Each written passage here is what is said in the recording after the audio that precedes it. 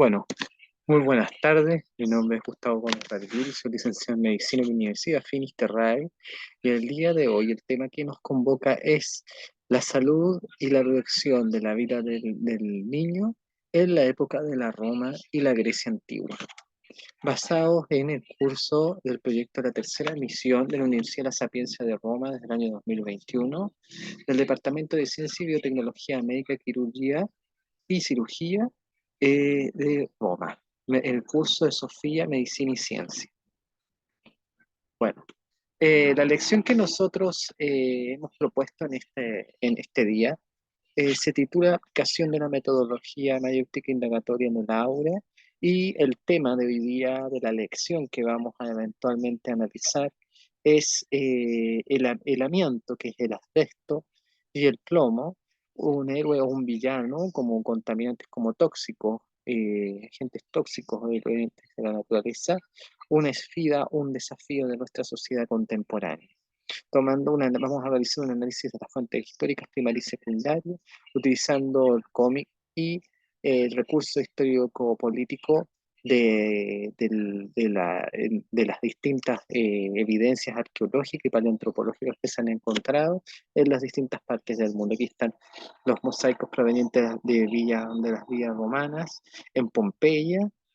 mosaicos de Constantinopla, imágenes provenientes de la época del Alto Medioevo, respecto al uso del asbesto y el amianto en las actividades de la vida diaria y de la SUPA, que es el agente del acetato de plomo que endulzaba el vino en la antigua Roma. ¿Cuál es el objetivo general y específico de esta lección? Explicar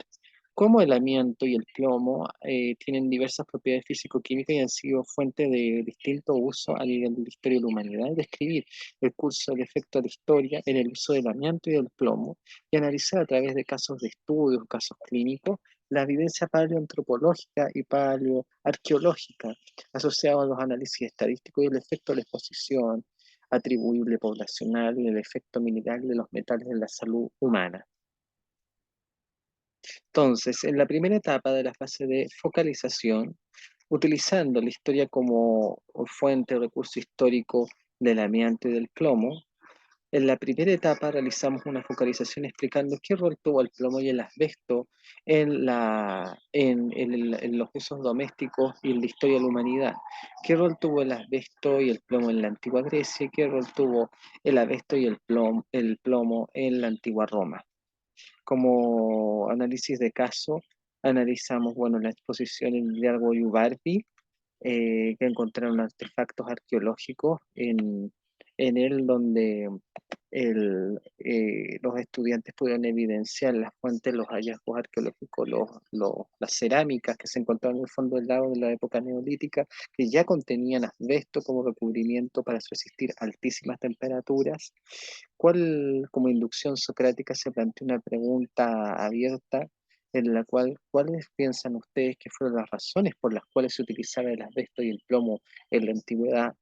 Y ellos realizaron un análisis, una especie de anfibromión o catarsis, los estudiantes, como se ve aquí, donde ellos reflexionaron y estudiaron los posibles eventos por los cuales eh, los romanos ocupaban el plomo, a pesar de ser ya conocido en el antiguo Egipto y en Grecia, los efectos tóxicos que tenía esto en el consumo humano y en la exposición por aerosoles.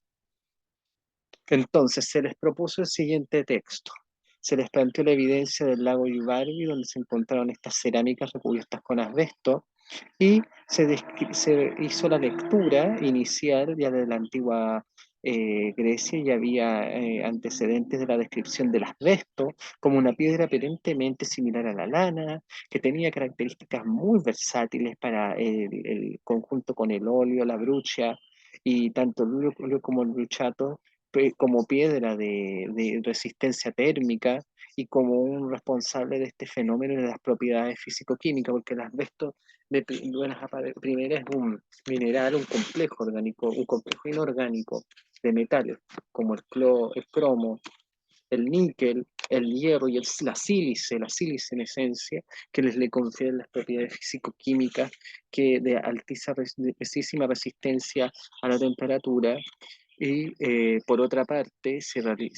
bueno, las primeras descripciones las tenemos en Dioscórides y en el Alexifarmaca y en Plinio, que les describe los efectos del efecto de la salud humana de la sopa como endulzante de los vinos, dado que los vinos que eran muy nuevos, que eran agrios todavía, y no habían endulzado bien por el efecto de fermentación de los azúcares, se arreglaban y se mejoraban con la sopa que era acetato de plomo, y esto genera parálisis, parálisis faciales, problemas neurológicos que debían ser prevenidos y evitando el consumo de sopa según Dioscórides. Hubo otros filósofos griegos como los discípulos de Aristóteles, los cuales Aristarco enuncia en sus escritos el efecto del amianto que ya era conocido por sus efectos tóxicos en el consumo humano y sobre todo por el uso de mascarillas contra el uso de la aspiración de asbesto en las minas, dado que los mineros quienes se exponían a estas concentraciones de asbesto en las fundiciones morían más rápidos con daño en los pulmones que otras personas que no lo hacían. Aquí en este gráfico se hizo una unión de las mediciones en distintas partes del mundo, de partes por millón. Se ve que en la era de la edad de cero de Escocia, de la época neolítica hasta la edad del hierro, había muy poca exposición a plomo y fue durante la época romana nuestra primera revolución industrial que se logró los primeros niveles tóxicos con 3,5 partes por millón de concentración en muestras óseas, y luego volvió a decaer el siglo VII después de Cristo con la caída, en el año 476 después de Cristo con la caída del Imperio Romano, y un periodo que es el Alto Medioevo, que en verdad aún es la época romana que se extiende a lo largo. Hay varios autores como Perocielo que afirman que la época romana duró hasta 1190, hasta inclusive 1200, como efecto netamente de ajuste de las tribus germanas en torno a las costumbres romanas, que no tenían una organización propia, sino que estaban sujetos a la organización de los patricios y de la organización romana. Y estos efectos a nivel toxicológico sobre 1,5 partes por millón, ya tenemos efectos tóxicos en la salud de los niños y en los adultos. Y ya con 3 partes por millón es la dosis tóxica, inclusive letal para algunas, bueno, en el nivel de toxicología humana. Imaginarse que ya en la época romana ya llegamos a 3,5, hay personas que consumen hasta 200 microgramos de sopa con plomo. Es pensar en un verdadero suicidio por el efecto, como se ven acá las ánforas, donde endulzaban los vinos. Y ya el siglo XI hasta la tardía Edad Media vemos el efecto del límite corte superior con 5 partes por millón hasta exponencialmente 25 partes por millón en la época contemporánea, por el uso en distintas industrias de metal, el efecto que tienen en la salud humana y exposicional. Eh, Esto se ve intensificado sobre todo hasta mediados de los 50 con el uso del tetretil de plomo como antidetonante para las bencinas y las gasolinas de automóvil, que se prohibió gracias a las investigaciones del doctor Patterson, y que se extrapoló inclusive hasta las cortes estadounidenses para evitar el uso de plomo y su exposición a nivel ambiental de las personas. Eh, Sigamos. Entonces, el amianto en la época romana tuvo un rol fundamental en la sepultación de las personas, dado que en el funeral de César Augusto en Nola, luego de fallecer, fue transportado sus restos a Roma. Ahí fue transferido su cuerpo a Nola y finalmente los decuriones de la comuna definieron en su viaje la causa de muerte de la estación de agosto. Los caballeros lo llevaron y el cuerpo lo enfundaron en una sábana que contenía, pasar por el Arco Triunfal, lo envolvió en esta sábana que tenía lo que llamaron ellos cinario, pero era asbesto, amianto. Y la gracia de esto es que ellos podían recoger las cenizas completamente ad integrum, remover las cenizas, recoger los restos óseos y guardarlas en el cinerario, en el turíbulo, y ahí de esa manera guardar como dice aquí, con innoso semplire tunice, ne recoglió le cineri, deponendolo al mausoleo construido durante el sexto consolato tra il Trevere y la Vía Flaminia, llevando a transformarlo en una vía pública. Entonces, gracias a esto se podía guardar, incinerar y reservar todas las cenizas sin perder restos óseos, sin perder derivados del cuerpo de su incineración.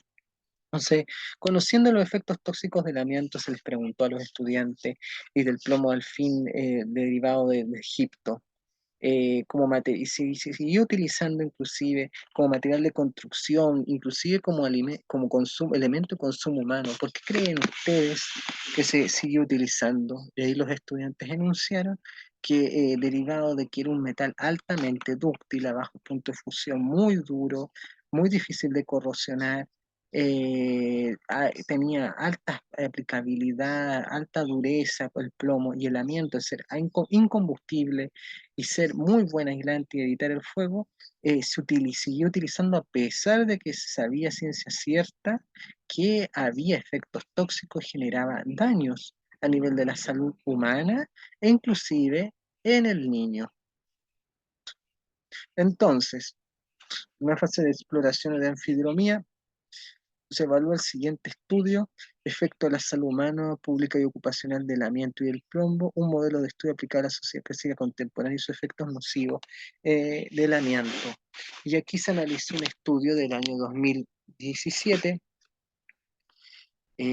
al año 2021, donde se recogió evidencia respecto a en cuatro, aquí podemos ver,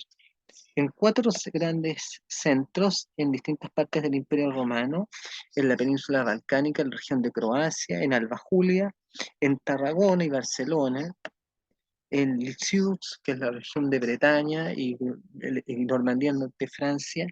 y en Beirut se abrieron y se estudiaron los huesos de distintos pacientes, donde se analizaron primero y se mostró a los estudiantes la evidencia paleobiológica. Y los estudiantes estaban leyendo los textos anteriores que analizamos, que se hizo un análisis de texto,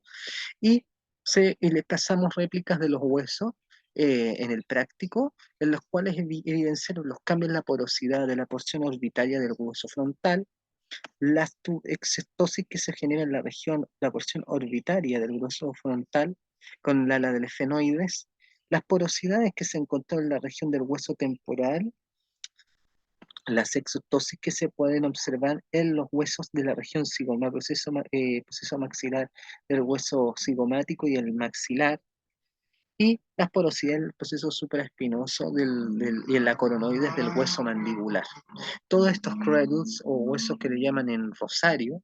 en raquitismo en rosario, es propio de la intoxicación del plomo de manera ingestas altísimas. Se realizó un práctico donde se imprimieron láminas y se realizó las sepultaciones de los restos óseos de cada uno de los miembros de 173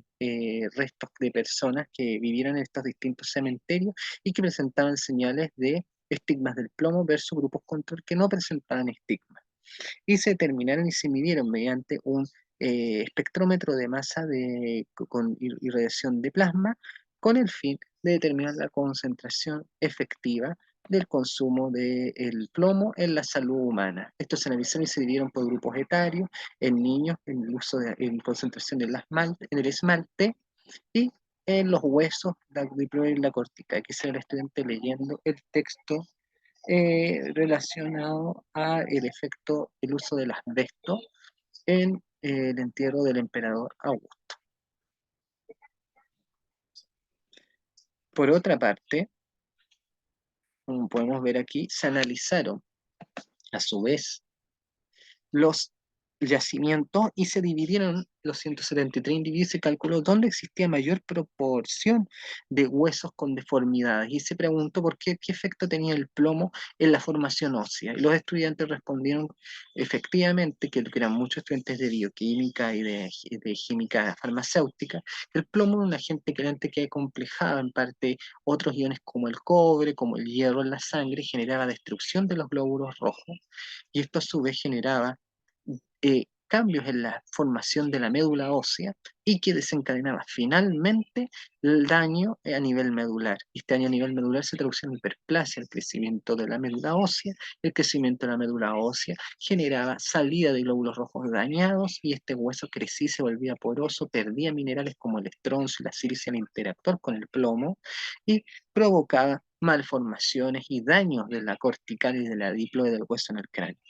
Y esto se veía en los efectos metabólicos, como ustedes pueden ver en Alba Julia y en Barcelona. La prevalencia en Barcelona fue muy alta, vemos 30% de huesos scurvy, 50% y 30% de prevalencia en rickets. 31,3 y 0% la criba orbitaria, no así en Alba Julia, donde había explotaciones mineras tanto de plomo como de asbesto en la península balcánica, donde había 6,3% y 31,3% de huesos curvos, huesos porosos 6,3%, y en cambio, criba orbitales, que es la exostosis del hueso frontal, donde hay médula ósea aún productiva, y hueso osteoporótico con hiperostosis, no así en Beirut, que solamente hubo criba orbitaria e hiperostosis en el 100%, y en Lisieux hubo una distribución más normalizada. Y por otra parte, esto es en niños. Por otra parte, en los adultos se vio muy escasamente, no hubo huesos curvos de desarrollo y solamente se apreciaban cambios de porosidad y de exostosis del hueso frontal. ¿Por qué creen ustedes que ocurre esto? Pues esto ocurre porque el hueso en formación ocurre el proceso de mayor hematopoiesis y mayor formación del hueso del bundle bone y del hueso medular en el periodo embrionario, y hubieron concentraciones hasta de 100,4 a inclusive 99,3 partes por millón en niños y en fetos recién nacidos que murieron por estas altas concentraciones. Entonces, los estudiantes solos se dieron cuenta que los niveles más altos de la concentración de muertes asociados al plomo fue en la época fetal, donde encontraron aquí está el dato estadístico, 47,5, y una parte por millón en la época fetal. Al un año bajó la concentración, y así, si uno hace una regresión, da una curva hiperboloide, el cual finalmente determina que a menor edad, a mayor tiempo de exposición, hay mayor concentración de plomo, hay más daño y hay mayor mortalidad, porque durante el desarrollo embrionario, durante los fenómenos de formación del hueso por osificación endocondral o desmal, es cuando hay mayor porcentaje de captación del plomo como agente quelante y competidor ortostérico del hierro y del estroncio mismo en el mismo hueso. Entonces, las partes por millón se observó que los individuos no adultos llegaron a la mayor concentración, y la media, que era simétrica, no paramétrica, se realizó un test de Kruskal-Wallis, donde se observó que la media fue estadísticamente significativa con un P igual 0,045 respecto a los adultos, que tuvieron una media menor, pero igual mayor a la permitida de 1,5 partes por millón, con efectos tóxicos y más no letales, y en los niños llegamos inclusive a valores 6,5, que es letal. Para ello se utilizó un equipo para analizar los datos a obtener. Se tomaban muestras de los dientes, se cortaba la dentina, se extraía completamente la dentina, se metía el diente en ácido nítrico al 0,01%, se desmineralizaba la dentina, se exponía el esmalte, y finalmente, después de pasarlo por estas fresas, es el diente triturado, la corona, lo que quedaba del diente, y del hueso, también analizar un hueso, se pasaba por un detector, el cual lo que hacía era por una bomba peristáltica, pasaba por un nebulizador con argón. El argón, al calentarse, selecciona las partículas, los iones que están cargados con una determinada carga específica, los separa con un filtro. Y está el plasma torch, calienta, los iones se separan por un filtro de masa cuadripolar, y al pasar por distintos túneles, cada una de las partículas, que son el plomo en este caso, inclusive también el asbesto se puede analizar, el cadmio, el níquel, el silicio. La único que no se sacó fue el selenio, como composición propia del hueso no lo barrieron, ¿ya? Porque es algún elemento intrínseco, un control positivo de que era hueso. Se separa y se detecta con los distintos pics de emisión de cada una de las partículas. Se pudo calcular la concentración efectiva de las partes por millón de cada uno de los componentes de la muestra ósea, gracias a este espectrómetro de masa acoplado a plasma. Y los resultados que se obtuvieron fueron estos: los 173 individuos, siendo estadísticamente significativo para las edades y para los sexos también. Entonces, respecto a la fase de reflexión, los datos estadísticos, se preguntó cuál era el porcentaje de mortalidad efectiva atribuida al amianto, al asbesto, tomando y retomando el tema, y se les volvió a calcular la proporción de mortalidad en los distintos grupos según las áreas de exposición, calculando los odds ratios y la enfermedad asociada a la exposición del asbesto como segundo tema. Entonces, ¿qué se hizo? Se realizaron tablas de datos epidemiológicas y se dividió por factor de riesgo si tenía o no tenía el factor. Se hizo codificó un código 1 y un código 0 en el programa R. A los estudiantes se les enseñó a codificar, se les enseñó a calcular la proporción de mortalidad en el programa y se determinó la proporción de mortalidad y el número de individuos expuestos al asbesto, que el número de individuos muertos en un determinado periodo de tiempo dividido por el total y se calculó cada uno de los R, que son las proporciones de mortalidad. Posteriormente, los datos agregados se calculó en familia, se determinó que era una familia normal. Los datos se distribuyeron de manera normal y la media de la variable de respuesta era una combinación lineal que tenía una distribución normal, es decir, pertenecía a una distribución binomial. Y a su vez esta normalidad dependía, se podía ser explicado por un beta cero, que se calculaba como es E elevado a OR, que es el odds ratio, los enfermos expuestos, partido por uno menos los enfermos no expuestos, cuántas veces más riesgo hay de desarrollar una enfermedad respecto al grupo control, y se determinó cada uno de los componentes, los beta 1 por x sub 1 por beta 2 por x sub 2, determinado por la varianza al cuadrado para determinar cada una de las componentes de la variable de exposición que era calcular el odds ratio de la proporción de mortalidad. ¿Cómo obtuvimos los datos? Esta variable cuantitativa de la proporción de mortalidad se agrupó en variables categóricas como edad, sexo, de la proporción de la mortalidad, y se determinó la varianza estimada y el error como la esperanza vivida por el N sub I. ¿Sí? Exposición en esperanza del valor matemático asumiendo una homocesticidad, una igualación de la distribución del error en cada una de las submuestras. El sexo si era hombre o mujer, la edad,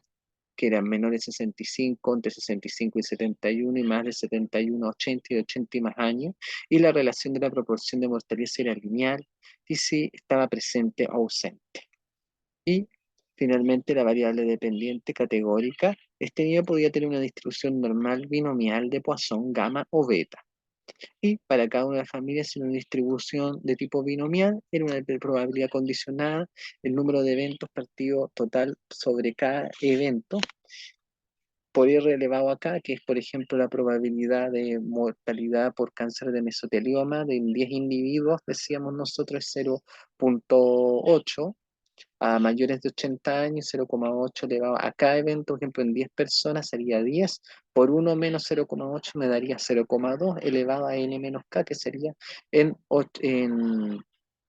10 menos 8 me daría 2. Y esa probabilidad se reduce a finalmente una probabilidad bernoulliana. Y finalmente, en el modelo que ocupamos nosotros, que era un modelo logístico, se calculó la razón de odds ratio, donde el logaritmo del odds ratio es igual a beta 0, que es el valor baseline de mortalidad de esta población, más el beta 1 por X1, que sería el odds ratio del beta por la proporción de personas que eran de sexo masculino, más el beta 2, que es la proporción de que fuese de edad mayor a 65, menor a 65, y así sucesivamente. Finalmente, al calcular los odds ratios, pudimos determinar cuántas veces más mortalidad había en una población respecto a otra con las variables obtenidas de la OMS, de las mortalidades por grupo de individuos, los N, y calculamos para cada variedad. Determinamos la distribución del producto bernoulliano y su forma binomial. Y finalmente calculamos la razón de verosimilitud para cada uno de los individuos del estudio paramétrico en sus variables. Entonces aquí la verosimilianza es cuando se va a decir de respecto al error real dividido por el error observado, cuántas veces el modelo es capaz de estimar realmente la variable que nosotros estamos estudiando. Y calculamos la media geométrica de los Hawks y la media geométrica ajustada para los Hawks, también mediante el modelo de Homsler-Lenswow, y podemos determinar si esta desviación para el modelo si era Pearson, dependía del pseudo R cuadrado, desviación residual, que es la desviación del modelo, que acá está explicada para cada uno de los valores, y el modelo Homsler-Lenswow, que después depende de la distribución del modelo de Wall. que puede sobreestimar las distribuciones de estimar el parámetro, para decir que el modelo podía predecir o no. Y finalmente, con los datos agrupados, reagrupados, en cada uno de los fitness del modelo pudimos estimar para la variable masculina como referencia respecto a la mortalidad por sexo. Vimos que las mujeres morían 0,31 y tenían un 70% más de sobrevida que los hombres en el tiempo, entre 65 y 74, 24,9, es decir, tenía alrededor de casi un 76% más de sobrevida, y a los 75, 84 la mujer vivía más un 80% más que los hombres. Y para los mayores de 95 y más tenían una sobrevida general ya del 7%. Para todos fue muy significativa, menor a 0,05. Entonces, finalmente, el modelo femenino como referencia al revés. 0,31, baseline, las mujeres, ¿cuántas veces el hombre más sobrevive? 70%,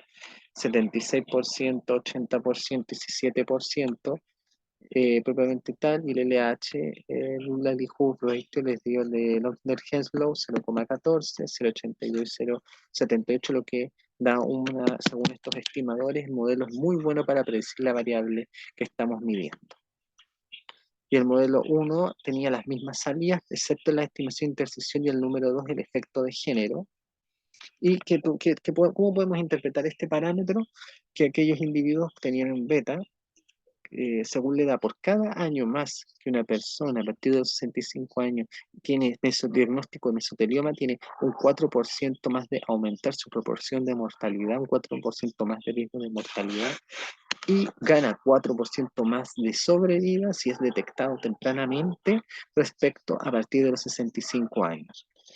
contra alguien que no sabemos el diagnóstico. Y la probabilidad por sexo, la probabilidad de que un cáncer de pleura con mesotelioma para una mujer es un 30% menos riesgoso para una mujer que un hombre. Ese significa ese beta 0 menos 0,31 da un odds ratio de 0,73, y la edad por cada año más de retraso diagnóstico aumenta un 4% la mortalidad. Por eso, si a partir de 65 años una persona se demora 10 años en diagnosticarse, tendría un 40% más de riesgo de morirse que una persona que se haya detectado antes de los 65 años. Y que ya tiene un riesgo basal ya de un 30%. Esa es otra cosa que depende de mi beta cero, ¿ya? Que está en el modelo aquí estimado. Beta cero, intercepto 73,6. Ya hay un riesgo. Ese es mi valor, mi cero. Respecto a la edad, a partir de los 73,6 años funciona. Ahí está, 73%. Y la edad de 55 y 64 años, 0,32. La probabilidad de detectar un mesotelioma es más alta entre 55 y 74 años y más baja para mayores de 75. Eso da 0,81 menos 0,21 el beta. Los procedimientos de diagnóstico invasivo a menudo no se sugieren para personas mayores porque a mayor edad hay una confusión que puede estar asociada y mezclándose otras enfermedades, y aumenta la mortalidad, porque ya per se, al tener, por ejemplo, una biopsia pleural, la mortalidad va a aumentar porque, miren, fíjense bien, está 0,39, entonces el número de diagnóstico invasivo no va a ser capaz ya de detectar el cáncer, sino ya va a tener otras causas de mortalidad, y la velocidad de personas que fallecen a raíz del cuadro es mayor. Entonces la sobrevida es mucho menor a los 85 años, por eso se prefiere realizar métodos de diagnóstico no invasivos a esa edad, sino tratar y realizar sellos de pleura o radioterapia y NRT para tratar a estos pacientes. Eso fue lo que se les explicó. Están los LR, es 1,38, 1,27, 0,81, 0. La mortalidad va a ser tan grande acá y tan seguro que el diagnóstico es tal a la exposición de asbesto, de que uno tiene que exponer a una sola fibra de asbesto para desarrollar en un 99% de los casos un mesotelioma pleural. Y en conclusión, se estimaron para cada año 1980 entre 0 y 54, el odds ratio daba 0,73, entre 55 y 64 en 1980 el odds ratio era 0,79, en 1980 entre 65 y 74 años, metiendo el modelo con el tiempo y los beta da 0,77, entre 65 y 84 0,69, y ustedes dicen por qué al aumentar la edad disminuye el riesgo, porque hay un subgrupo de individuos que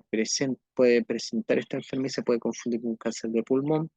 y la proporción la proporción de mortalidad entre las mujeres en 1980 iba disminuyendo porque se confunde con otros individuos que están ya muertos y no se alcanzan a cuantificar en la función de cuantía de la incidencia real de los diagnósticos, porque ya han muerto.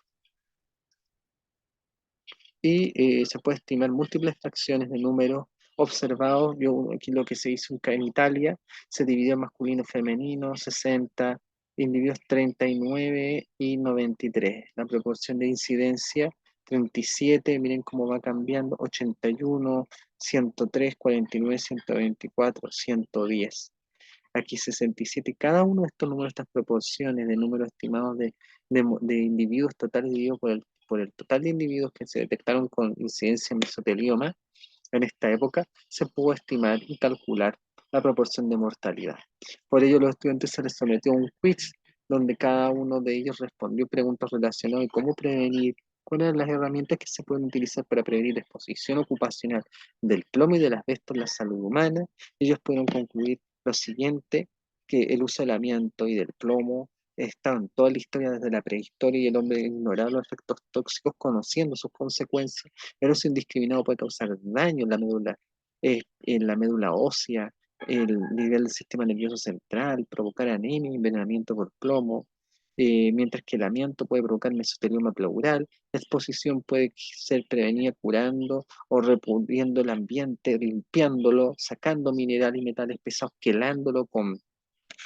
reacciones de precipitación en las aguas, dividiendo activamente los niveles de plomo en las aguas, en la tierra, en lo que se respira,